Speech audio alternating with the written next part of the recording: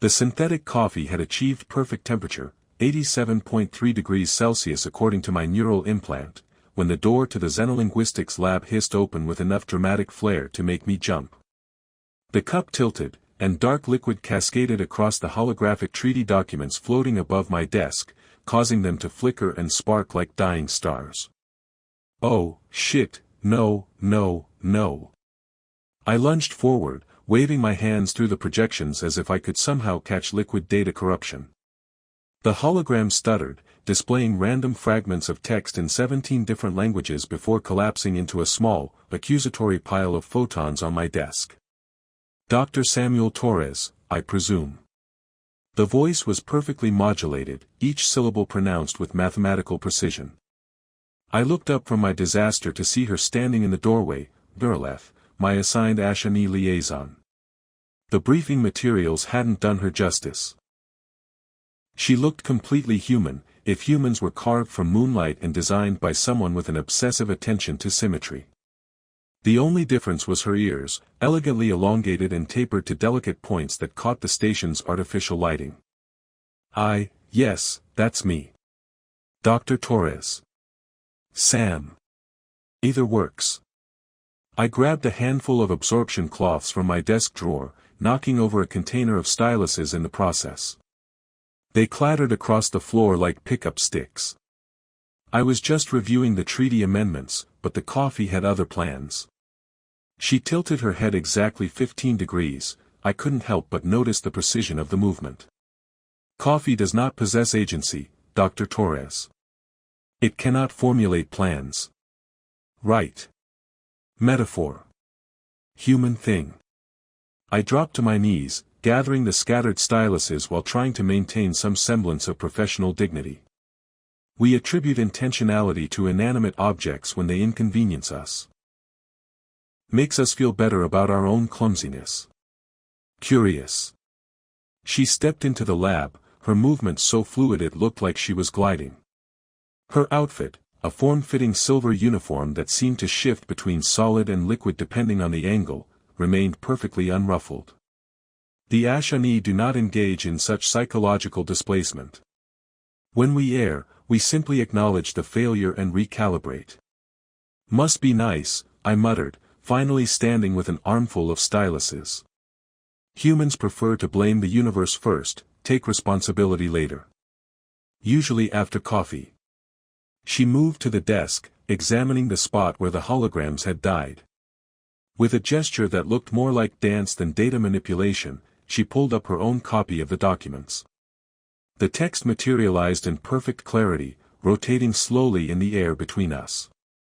I have backup copies. We can reconstruct your version using the Delta Wave translator.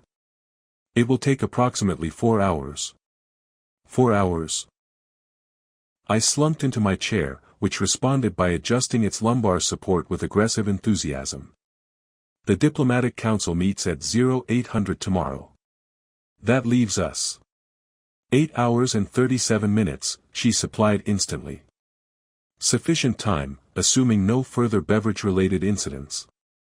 I couldn't tell if that was a joke. The Ashani were notorious for their flat effect, expressing emotion about as often as quantum particles decided to be in just one place. I promised to keep all liquids at a safe distance. Scout's honor. You were a scout. She pulled up a chair, no, she lowered herself into a seated position and a chair materialized from the smart matter floor to catch her. Show off technology. No, it's just an expression. Another human thing. I activated my workstation, pulling up the translation matrices we'd need. We have a lot of phrases that reference organizations we've never been part of. It's linguistic fossil record, really. Phrases that outlive their original context. Fascinating. She leaned forward slightly, and I caught a whiff of something that smelled like ozone and jasmine. The Ashani language undergoes mandatory updates every solar rotation to eliminate such inefficiencies. Deprecated terms are purged from our collective vocabulary. Sounds very tidy. I began loading the first document section into the translator. But doesn't that mean you lose cultural history? The way language evolves tells us about who we were, not just who we are. We have perfect historical records. We do not require linguistic archaeology. She reached past me to adjust something on the holographic display, her arm brushing mine.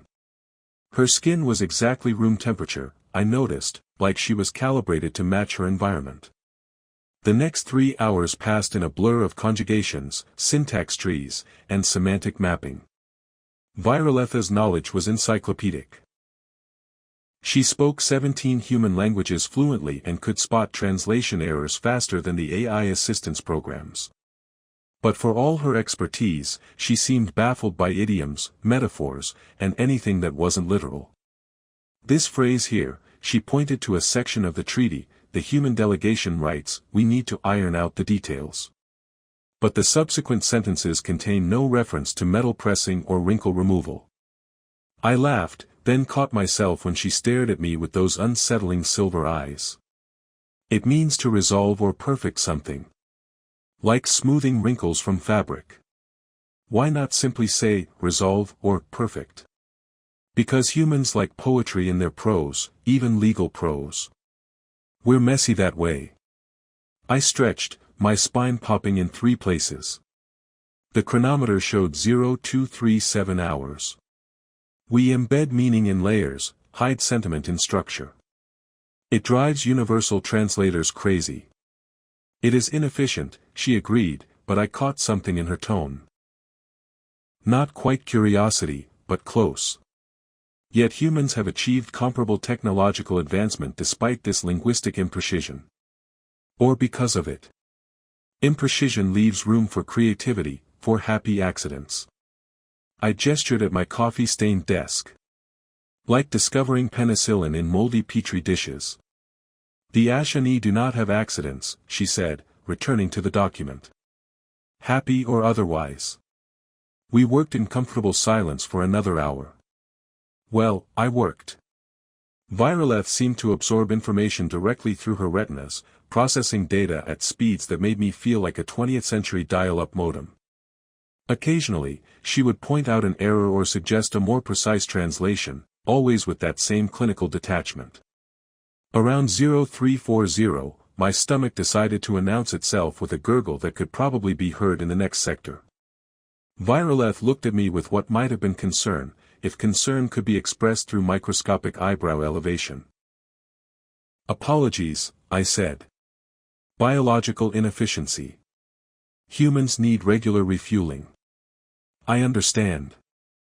I require nutritional supplements every 72 hours. She paused. Though I have observed that humans seem to derive pleasure from the consumption process. One of our better features, honestly. Food as experience rather than just fuel. I saved our progress, watching the completion percentage tick up to 78%. There's a decent cafe 2 levels down that's open station night. Want to grab something while the translator runs its deep analysis? Grab? She tilted her head again, that same precise angle. You intend to physically seize food? The synthetic coffee had achieved perfect temperature, 87.3 degrees Celsius according to my neural implant, when the door to the xenolinguistics lab hissed open with enough dramatic flair to make me jump. The cup tilted, and dark liquid cascaded across the holographic treaty documents floating above my desk, causing them to flicker and spark like dying stars. Oh, shit, no, no, no. I lunged forward, waving my hands through the projections as if I could somehow catch liquid data corruption. The hologram stuttered, displaying random fragments of text in 17 different languages before collapsing into a small, accusatory pile of photons on my desk. Dr. Samuel Torres, I presume. The voice was perfectly modulated, each syllable pronounced with mathematical precision. I looked up from my disaster to see her standing in the doorway, Violet, my assigned Ashani liaison. The briefing materials hadn't done her justice. She looked completely human, if humans were carved from moonlight and designed by someone with an obsessive attention to symmetry. The only difference was her ears, elegantly elongated and tapered to delicate points that caught the station's artificial lighting. Yes, that's me. Dr. Torres. Sam. Either works. I grabbed a handful of absorption cloths from my desk drawer, knocking over a container of styluses in the process. They clattered across the floor like pickup sticks. I was just reviewing the treaty amendments, but the coffee had other plans. She tilted her head exactly 15 degrees, I couldn't help but notice the precision of the movement. Coffee does not possess agency, Dr. Torres. It cannot formulate plans. Right. Metaphor. Human thing. I dropped to my knees, gathering the scattered styluses while trying to maintain some semblance of professional dignity. We attribute intentionality to inanimate objects when they inconvenience us. Makes us feel better about our own clumsiness. Curious. She stepped into the lab, her movements so fluid it looked like she was gliding. Her outfit, a form-fitting silver uniform that seemed to shift between solid and liquid depending on the angle, remained perfectly unruffled. The Ashani do not engage in such psychological displacement. When we err, we simply acknowledge the failure and recalibrate. Must be nice, I muttered, finally standing with an armful of styluses. Humans prefer to blame the universe first, take responsibility later. Usually after coffee. She moved to the desk, examining the spot where the holograms had died. With a gesture that looked more like dance than data manipulation, she pulled up her own copy of the documents. The text materialized in perfect clarity, rotating slowly in the air between us. I have backup copies. We can reconstruct your version using the Delta Wave translator. It will take approximately 4 hours. 4 hours. I slumped into my chair, which responded by adjusting its lumbar support with aggressive enthusiasm. The Diplomatic Council meets at 0800 tomorrow. That leaves us 8 hours and 37 minutes, she supplied instantly. Sufficient time, assuming no further beverage-related incidents. I couldn't tell if that was a joke. The Ashani were notorious for their flat effect, expressing emotion about as often as quantum particles decided to be in just one place. I promised to keep all liquids at a safe distance. Scout's honor. You were a scout. She pulled up a chair. No, she lowered herself into a seated position and a chair materialized from the smart matter floor to catch her. Show off technology. No, it's just an expression. Another human thing. I activated my workstation, pulling up the translation matrices we'd need. We have a lot of phrases that reference organizations we've never been part of. It's linguistic fossil record, really. Phrases that outlive their original context. Fascinating. She leaned forward slightly, and I caught a whiff of something that smelled like ozone and jasmine. The Ashani language undergoes mandatory updates every solar rotation to eliminate such inefficiencies. Deprecated terms are purged from our collective vocabulary. Sounds very tidy. I began loading the first document section into the translator. But doesn't that mean you lose cultural history? The way language evolves tells us about who we were, not just who we are. We have perfect historical records. We do not require linguistic archaeology. She reached past me to adjust something on the holographic display, her arm brushing mine. Her skin was exactly room temperature, I noticed, like she was calibrated to match her environment. The next 3 hours passed in a blur of conjugations, syntax trees, and semantic mapping. Viraletha's knowledge was encyclopedic. She spoke 17 human languages fluently and could spot translation errors faster than the AI assistance programs. But for all her expertise, she seemed baffled by idioms, metaphors, and anything that wasn't literal. 3 weeks had passed since the treaty incident, and Viroleth had developed a habit of materializing in my lab at the most inopportune moments. Like now, when I was attempting to recalibrate the quantum-entangled translation matrix while balancing a cup of tea on my knee and dictating notes to the 6th assistant. Dr. Torres. Her voice made me flinch, sending the tea into a spectacular arc that landed mostly on my shirt and partially on the extremely expensive holographic projector. Jesus, Viroleth. I grabbed for the absorption cloths I now kept in strategic locations around the lab. We need to get you a bell or something. Maybe a warning light. Caution, Ashani approaching.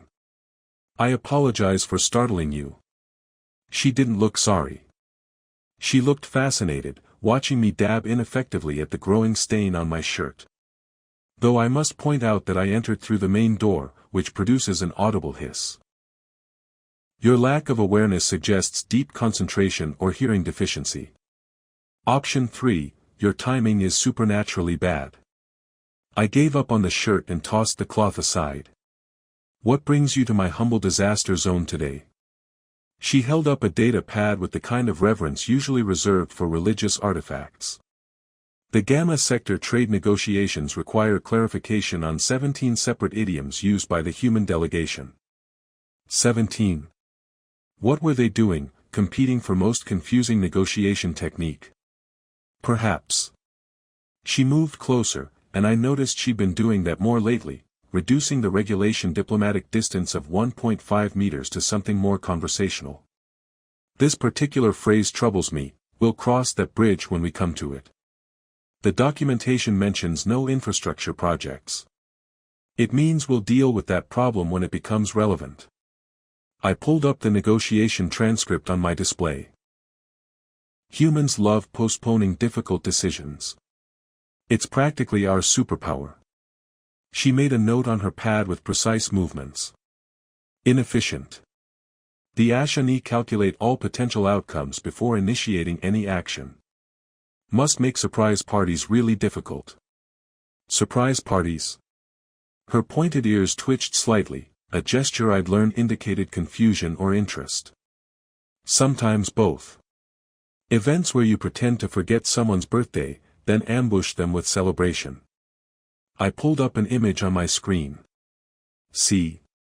Hidden people, sudden revelation, emotional overwhelm. She studied the image like it contained the secrets of the universe. You deliberately cause shock to individuals you claim to care for. When you put it that way, it sounds psychotic. I laughed. But yes. Humans show affection through elaborate deceptions and occasional jump scares. Your species is deeply disturbed. She said it with such clinical detachment that it took me a second to catch the slight upturn at the corner of her mouth. Was she making a joke? Are you developing a sense of humor? The almost smile vanished. I am simply observing behavioral patterns. Humor is a human construct that serves no logical purpose. Oh, come on. You almost smiled. I saw it. Facial muscle spasms.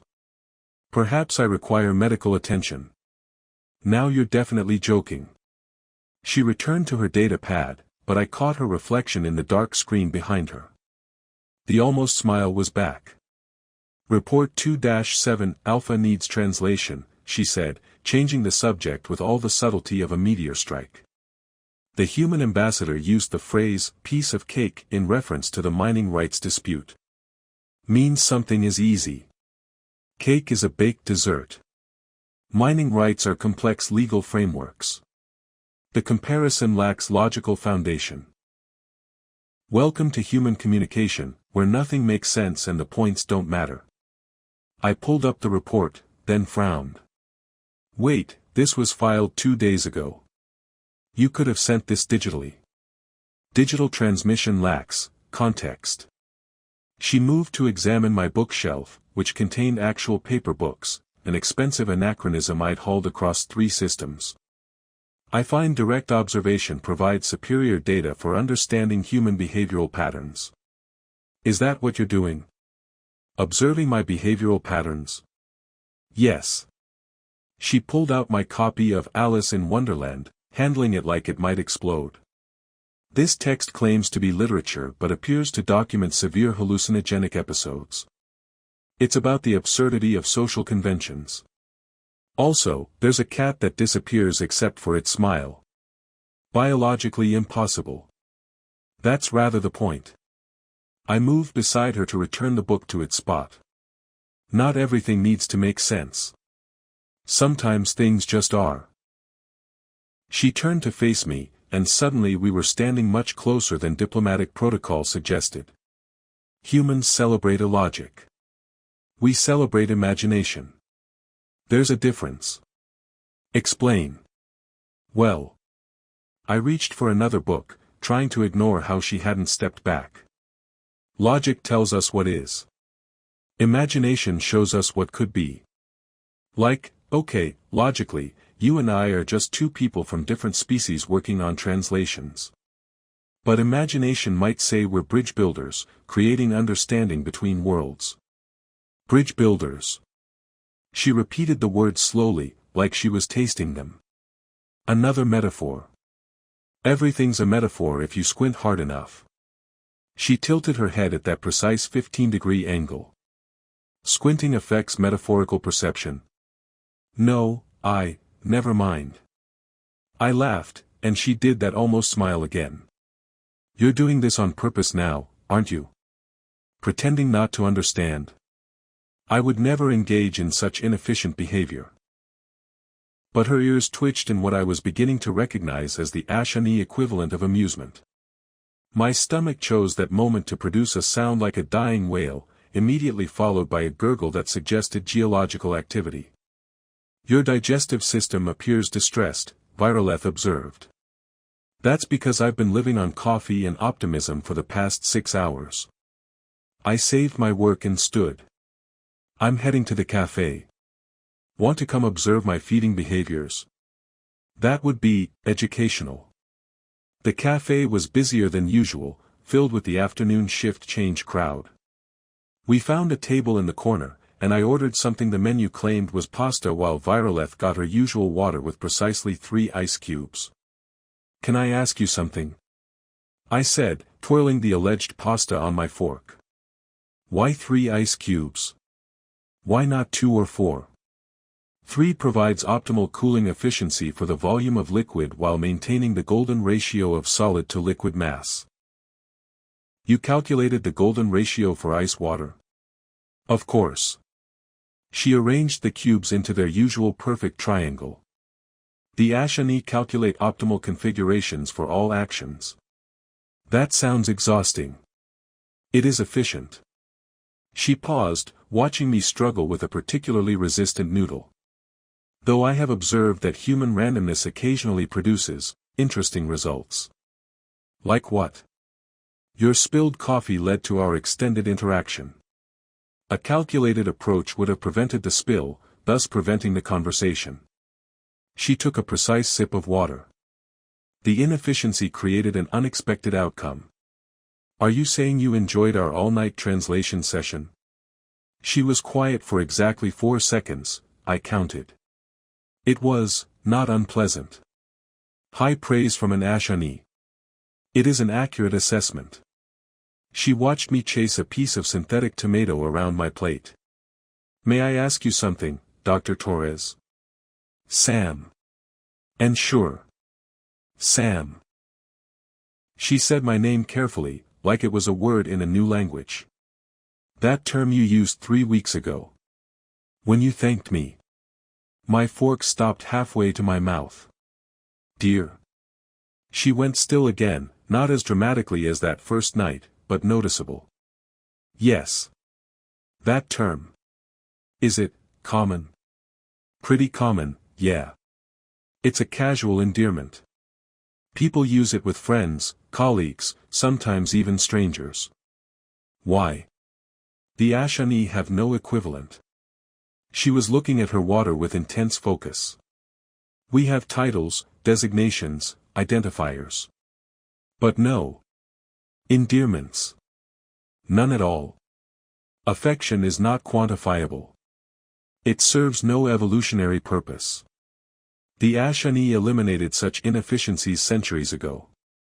She finally looked up at me. But when you said it, I experienced an anomaly. What kind of anomaly? My neural processes stuttered. Body temperature fluctuated by 0.7 degrees. Heart rate increased by 12%. She listed these symptoms with clinical detachment, but there was something else in her voice. I ran full diagnostics. No malfunction was detected. That's not a malfunction, Viroleth. That's called feeling something. Impossible. The Ashani do not, she stopped, her ears twitching rapidly. I must go. I have a meeting with the Diplomatic Council. You don't have any meetings today. I have access to your schedule, remember? She stood anyway, her movement less graceful than usual. Then I must, file reports. Viroleth, wait. I reached out, almost touched her hand, then thought better of it. I didn't mean to cause you distress. If using endearments makes you uncomfortable, it does not cause discomfort. She was backing toward the door now. It causes something else. Something I lack the vocabulary to define. We could figure it out together. That's what xenolinguistics is about, right? Finding words for the untranslatable. She paused at the door, her silhouette backlit by the corridor lights. Perhaps. I will consider your proposal. Then she was gone, leaving me with cold pasta and the distinct feeling that I'd just witnessed something unprecedented, an Ashani experiencing an emotion they'd bred out of their species centuries ago. I looked at her abandoned water glass, the ice cubes now melted into chaos, and wondered what other inefficiencies might be lying dormant in their perfectly calculated society. The formal dinner was supposed to be a straightforward affair, a celebration of the successful Gamma Sector negotiations, with representatives from 12 different species pretending to enjoy synthesized cuisine while making small talk through universal translators. What it became was the most spectacular diplomatic incident of my career. Dr. Torres, Ambassador Chen whispered urgently in my ear, your Ashani colleague appears to be malfunctioning. I looked across the banquet hall to where Viroleth stood frozen beside the appetizer table, her hand suspended halfway between a plate of synthetic shrimp and her mouth. She'd been like that for 43 seconds. I knew because everyone in the vicinity was counting. Excuse me, I muttered, weaving through the crowd of increasingly concerned diplomats. The Rigelian ambassador's tentacles were literally tied in a knot of worry, and the twin representatives from Proxima were stress-harmonizing at a frequency that made my teeth ache. Viroleth? I approached slowly, like she was a spooked animal or an unstable quantum field. You okay there? Her eyes snapped to mine, pupils dilated beyond what seemed physically possible. Sam. You called me dear again. I did. I ran through the last few minutes in my head. Oh, when I asked you to pass the salt. But that was 5 minutes ago. 5 minutes and 17 seconds. Her hand was trembling now, still holding the shrimp like it was a live grenade. I have been processing. Processing what? The feeling. She said it like it was a foreign word, which I supposed it was.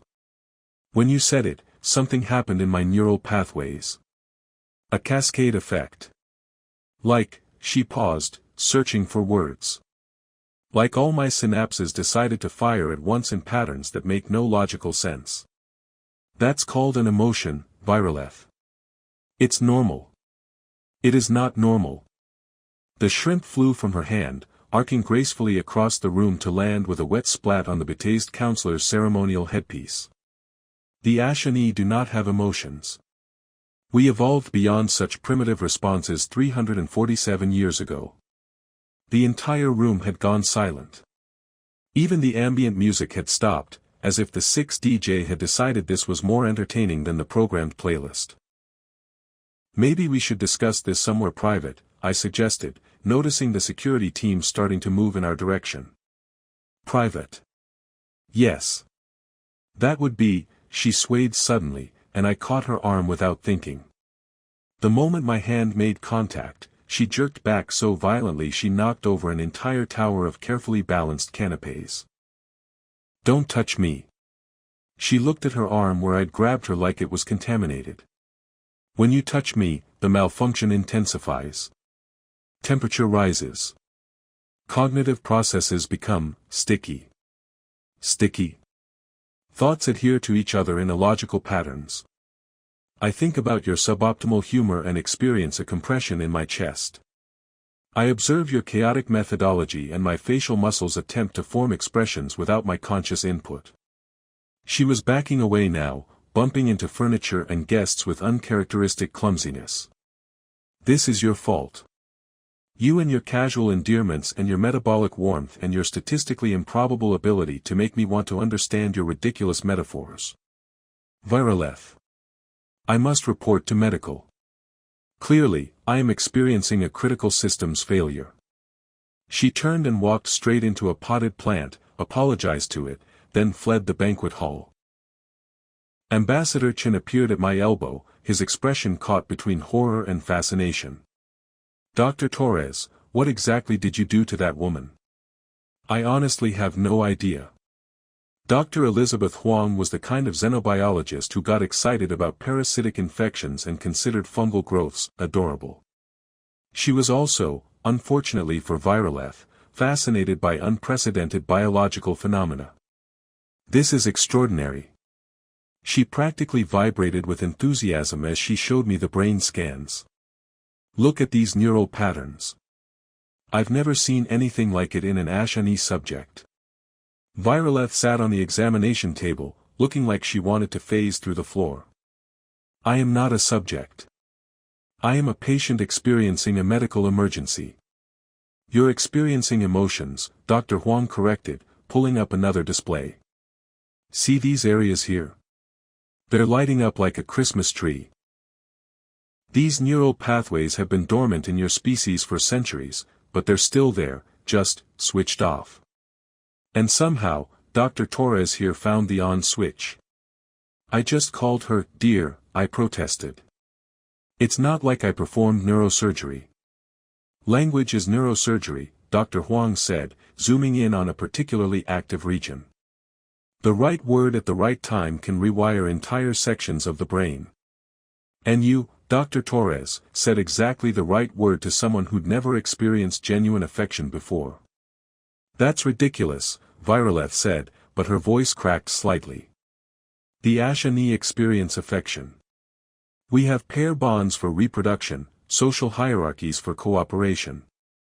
Calculated interactions based on genetic compatibility and efficiency ratings, Dr. Huang interrupted. Not the same as someone spontaneously caring about your well-being enough to use a term of endearment. Viroleth was quiet for a moment, then looked at me with those silver eyes that suddenly seemed less alien and more vulnerable. Is that what you did? Spontaneously cared? Yeah. You helped me. You stayed late. You put up with my terrible jokes. In human culture, that makes us friends, and friends use endearments. I sat beside her on the examination table, maintaining careful distance. It's not calculated or optimized. It just is. Your species makes no sense, she said, but there was something soft in her tone. Tell me about it. We're walking contradictions held together by caffeine and stubborn optimism. She made a sound that might have been a laugh if laughs could be precisely calibrated to last exactly 1.3 seconds. I have been researching human endearments. You have hundreds of them. Honey. Sweetheart. Darling. Babe. Some of them are foods. Why would you call someone a small cake? You mean cupcake? Yes. And pumpkin. Pumpkins are gourds. Large, orange gourds. How is that affectionate? Dr. Huang was taking notes furiously. This is fascinating. She's trying to logic her way through emotional comprehension. I am trying to understand why my brain betrays me when Dr. Torres, when Sam uses these terms. Viroletha's ears twitched rapidly. Yesterday, he called me buddy and I spent 17 minutes analyzing whether we were, in fact, buddies. And what did you conclude? I asked. That I lack sufficient data to define buddy, but that the designation was not unwelcome. She paused. Is that an emotion? The not unwelcoming? It's a start, Dr. Huang said. The brain scans show your emotional centers are developing new connections at an unprecedented rate. It's like watching evolution in fast forward. Will it stop? Viroleth asked quietly. Do you want it to? I countered. She was silent for exactly 7 seconds, her thinking pause. I'd learned. The Ashani High Council will classify this as a defection from optimal functioning. I could be recalled for recalibration. Recalibration? Neural adjustment to eliminate anomalous patterns. She looked at her hands. They would remove the ability to feel what I'm feeling. And what are you feeling? Dr. Huang asked gently. I don't have words for it in Ashani. We eliminated those terms with the emotions themselves. She looked at me. But when Sam calls me dear, I feel warm. Not temperature warm. Something else. Like my chest contains a small star that pulses in a rhythm that makes no mathematical sense. That's beautiful, I said without thinking. Beauty is subjective and serves no evolutionary purpose, she replied automatically, then frowned. Although I'm beginning to suspect the Ashani may have been wrong about purposes. Dr. Huang pulled up another display. Here's the really interesting part. The emotional activation isn't random. It's specifically triggered by Dr. Torres's voice patterns, word choices, and proximity. She's essentially developed an emotional attachment key to you specifically. You mean I'm like her emotional support human? More like her emotional activation human. You're the key that unlocked a part of her brain her entire species has suppressed. Dr. Huang grinned. No pressure. Viroleth stood abruptly. I should return to my quarters. Process this information. File appropriate reports. Or, I suggested, we could go get terrible coffee and you could practice having feelings in a less clinical environment. That seems highly inadvisable. Most human experiences are. She looked at Dr. Huang, who shrugged. Medically speaking, you're not dying. Scientifically speaking, this is the coolest thing I've seen all year. Go have inadvisable coffee. The cafe was nearly empty at this hour, just us and the night shift maintenance crew who'd learned to ignore weird xenobiological events. Viroleth sat across from me, staring at her water, for ice cubes tonight, arranged in a square. 4 cubes? I asked. Breaking protocol? Nothing about my current state follows protocol.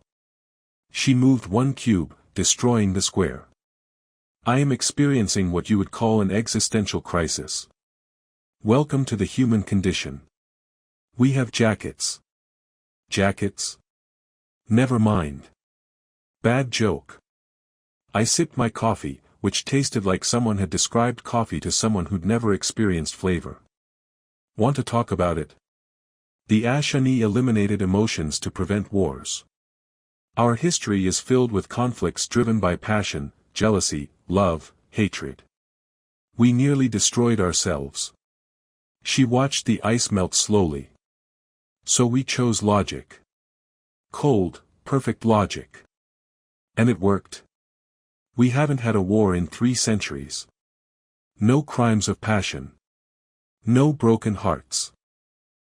No poetry. She paused. I've been reading human poetry. It makes no sense and perfect sense simultaneously. That's poetry's job. Sam. She said my name carefully. What you've done to me, what you're doing to me, it's dangerous. Other Ashani have noticed. They're concerned. Concerned how? 3 others have reported similar anomalies after witnessing our interactions. Young ones, mostly. They see me experience these feelings, and something in them responds. She finally looked at me. You might have started something that can't be stopped. Would that be so bad? A species remembering how to feel? Feelings caused us to nearly extinct ourselves. But they also caused you to create art, music, poetry. All the things you eliminated. I leaned forward. Viroleth, you can't have the good without risking the bad. That's what makes life interesting. Interesting. She repeated the word slowly. Another subjective concept that serves no, she stopped, caught herself. That I'm beginning to appreciate. Progress. She almost smiled again, and this time it lasted nearly 2 full seconds. You're contaminating me with your human chaos. You say that like it's a bad thing. I'm not sure what kind of thing it is anymore. She stood, steadier than before. I should go. Tomorrow the High Council representative arrives for routine evaluation. I need to appear optimal. You could tell them the truth. That you're evolving, not malfunctioning. The Ashani don't evolve, Sam. We optimize. And feelings are not optimal. She paused at the door. But thank you, dear. I froze. Did you just? I'm experimenting with human linguistic patterns. Was it incorrectly applied? No, it was perfect. She nodded once, precisely, and left. But through the window, I saw her pause in the corridor, touch her chest where that small star pulsed, and smile, not almost, not for 1.3 seconds, but really smile. Before disappearing into the station's artificial night. The Ashani High Council didn't send a representative. They sent an entire evaluation team, led by someone who made regular Ashani look warm and cuddly by comparison. Designation, Krythex, Subdesignation, Emotional Containment Specialist, Additional Designation, the reason 14 young Ashani were currently hiding in my lab. Dr. Torres, the youngest one, barely past their maturation cycle, whispered urgently. Viroleth said you could help us understand what's happening to us. What's happening, I said, looking at the crowd of pointy-eared refugees sprawled across my workspace, is that you're all developing feelings and Krythex wants to factory reset your brains. That is an accurate if colloquial assessment, said another, who'd introduced herself as Miralith. She was sitting cross-legged on my desk, methodically eating her way through my emergency snack drawer. These cookies produce unusual satisfaction responses. Is this joy? Could be joy, could be a sugar rush. Both are pretty great. I checked my security feed. Krythex and his team were systematically searching the station, their biosignatures moving with mechanical precision through each sector. We need a plan. They'll find you here eventually. Viroleth is attempting negotiation, Miralith informed me through a mouthful of chocolate chips. She's presenting our emotional development as an evolutionary advantage. How's that going? Krythex has scheduled her for immediate recalibration. Of course he has. I slumped in my chair, which chose that moment to aggressively adjust its lumbar support, nearly launching me into the ceiling. Stupid question, but can't you just refuse? Free will and all that? The Ashani do not have free will, the youngest one said. We have optimal decision pathways determined by the collective council. But you're here, hiding in my lab instead of reporting for recalibration. That seems like free will to me. They all exchanged glances, well, 13 of them did. The 14th was discovered my coffee machine and was having what appeared to be a religious experience. This beverage is liquid chaos, he announced reverently. It serves no nutritional purpose yet I desire more. Welcome to caffeine addiction, buddy. The door chimed. Everyone froze. On the security feed, I saw Viroleth standing outside, but she wasn't alone. Krythex stood beside her, tall and imposing, his silver eyes completely devoid of the warmth I'd grown accustomed to seeing in hers. Let them in, Miralith said quietly. We cannot hide forever. The door hissed open. Viroleth entered first, her expression unreadable. Krythex followed, scanning the room with the efficiency of a military-grade sensor sweep. 14 units experiencing emotional contamination, he stated. All will report for recalibration immediately. No, Viroleth said. Krythex turned to her with movement so precise it looked robotic. You refuse a direct council order. I refuse to let you destroy something beautiful. She moved to stand between Krythex and the others. What we're experiencing isn't contamination. It's awakening. It is deviation from optimal function. Observe. He pulled up a holographic display showing brain scans. Neural efficiency decreased by 23%. Decision-making time increased by 0.7 seconds. Unpredictable behavioral patterns emerging. We're becoming individuals, Miralith said, still clutching my cookie jar. Not units. People. Individuality led to the Great Dissolution. 3 billion Ashani died. That was 300 years ago, Viraleth countered. We've evolved since then. We can handle emotions without destroying ourselves. Evidence suggests otherwise. Krythex gestured to the room. You are hiding in a human's laboratory, consuming processed sugar, and defending illogical positions. This is degradation. This is growth. The youngest Ashani stood up, trembling but determined. Yesterday, I created something. Not because it was assigned or optimal, but because I wanted to. I made art. Art serves no purpose. It serves my purpose, the young one replied. It made me happy. That's enough. Krythex was silent for exactly 4 seconds. Happiness is a chemical illusion. You will all submit to recalibration or face exile from Ashani space. Then we choose exile, Viraleth said. The room went completely quiet. Even my coffee machine stopped gurgling. You would abandon your designation, your place in the collective, your entire civilization for the ability to experience chaotic neural patterns. Krythex's voice held something I'd never heard from an Ashani before, the tiniest hint of confusion. Yes, Viraleth said simply. Then she turned to me. Sam, would you explain to Krythex what you explained to me about bridges? Bridges? I stood up, nearly knocking over 3 Ashani in the process. Right, bridges. Krythex, you see everything as binary.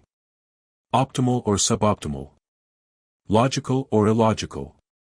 But humans, and now these Ashani, we build bridges between opposites. We can be logical and emotional. Efficient and creative. Individual and collective. Impossible. Contradictions cannot coexist. Sure they can. I'm terrified right now but also making jokes. That's 2 contradictory states existing simultaneously. I gestured to the assembled Ashani. They're still themselves, still capable of all their usual functions.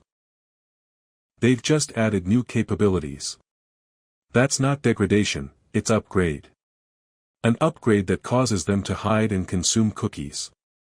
Have you tried a cookie? I offered him the jar. Seriously, they're really good. Completely illogical food, basically sugar and more sugar, but they activate reward centers that make cooperation more likely. Humans have been building civilizations on shared meals for millennia. Krythex stared at the jar like it contained antimatter. You propose that consuming inefficient nutrition improves social cohesion. I propose that joy, even small, cookie-based joy, makes life worth living. And people who find life worth living don't start wars. They start book clubs and cooking classes and terrible bands that play at 2 a.m. in the cargo bay. That's oddly specific, Viraleth murmured. I may have started a band. We're called the Quantum Uncertainties. We're absolutely terrible. Several of the younger Ashani made sounds that might have been laughs. Krythex's eye twitched, just once, so quickly I almost missed it. You contaminate our species with your chaos, he said, but there was less conviction in it. I prefer to think of it as sharing our chaos. It's more fun with friends. I turned to Viraleth. Speaking of which, dear, would you like to demonstrate the dangerous contamination of human affection? She understood immediately. Walking over to Krythex, she did something no Ashani had done in 3 centuries, she took his hand. Not a formal gesture, not a data transfer touch, but a simple, warm, handhold. When Sam first called me dear, she said softly, I felt seen. Not as a designation or a function, but as myself. Viraleth. Who likes water with precisely 3 ice cubes, who finds Sam's humor confusing but pleasant, who discovered yesterday that she enjoys the sound rain makes on metal even though it serves no purpose. Krythek stared at their joined hands. The temperature differential is 0.3 degrees. Does it matter? It should matter. It always has mattered. His voice carried uncertainty now, confusion. But I'm finding it difficult to recall why. That's because you're feeling something, the youngest Ashani said excitedly. Connection. It's called connection. I am not equipped for connection. I am equipped for evaluation and correction. You're equipped for both, I said. The neural pathways are there, just dormant. All of you have them. Your ancestors felt everything we feel, love, joy, sorrow, hope. You can too, if you choose. Choice, Krythex repeated. He pulled his hand away from Viraleth, but slowly, reluctantly. The council will not accept this. They will send others. Then we'll contaminate them too, Miralith said cheerfully, cookie crumbs on her uniform. Emotions are apparently contagious. We're a pandemic of feelings.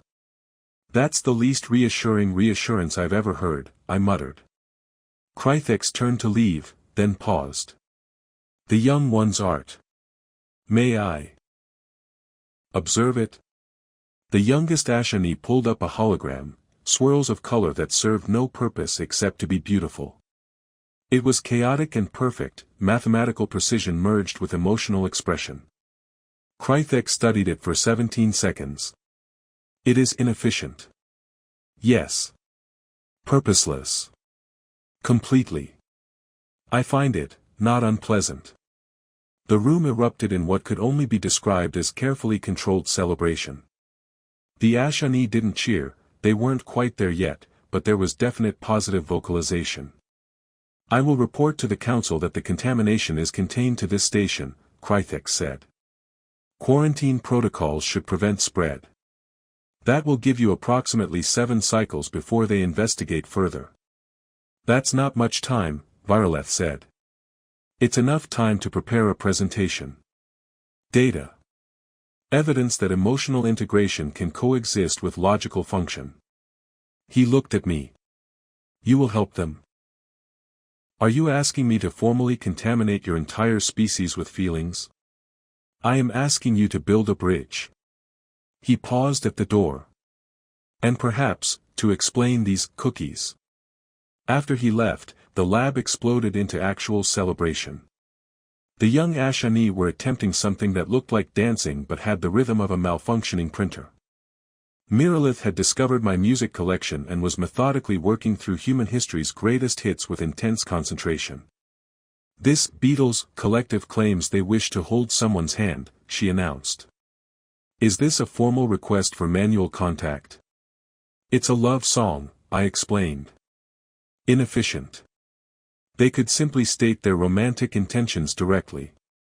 Where's the fun in that? Viraleth moved beside me, and for the first time, she didn't maintain the regulation distance. Our shoulders touched, and neither of us moved away. You realize what you've done? She asked quietly. Started an emotional revolution with a term of endearment. Changed the course of Ashani evolution. She paused. Also, yes, the endearment thing. Any regrets? She was quiet for exactly 5 seconds, her new thinking pause, 1 second shorter than before. My only regret is that it took 300 years for someone to call us dear. Well, you've got me now. I've got enough endearments to last centuries. Honey, sweetie, buddy, pal, sunshine. Sunshine. I don't emit solar radiation. It's metaphorical. Everything good is metaphorical. She made that sound that was definitely a laugh now, no longer precisely calibrated. Your species remains thoroughly disturbing. Thanks, dear. She went still, but only for a moment. Then she smiled, a real, full, imperfect smile. "You're welcome, Sam." Looking around the lab at 14 Ashani learning to feel, I thought about bridges. Not the kind you cross over water, but the kind you build between hearts, between species, between who we were and who we're becoming. Sometimes they're constructed from advanced technology and careful negotiation. Sometimes they're built from bad coffee, worse jokes, and the revolutionary act of caring enough to say, "Dear."